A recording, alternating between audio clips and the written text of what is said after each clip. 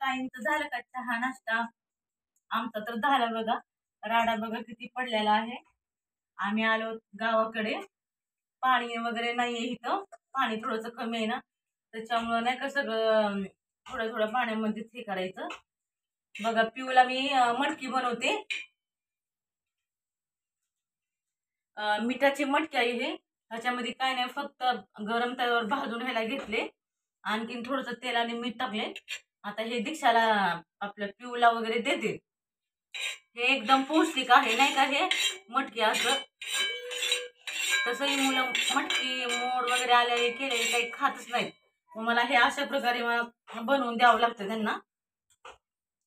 तर हे पिहूला द्या.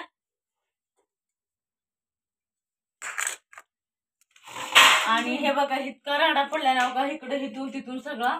आता पाणी वगैरे नाही, आता सगळं कचरा एका साईडला मला करून हे करावं लागेल असं व्यवस्थित. असं घासायला भांडे काढायचे म्हणजे कमी पाणी लागतं नाही का. हे सगळं असं नाही का करावं लागतं हे मला. हे जेवढा कचरा वगैरे आहे ना, हे सगळं असं हे करून म्हणजे पाणी जास्त लागत नाही नाही का ह्याला.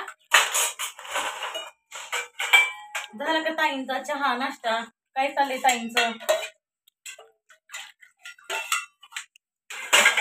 माझं चहा नाश्ता वगैरे झालाय. आता हे बघा, हे सगळं मी हे करून आवरून घेते आणि मग भांडे घासायला जाते. कपडे काय मी कपडे धुवून घेतलेले आहेत.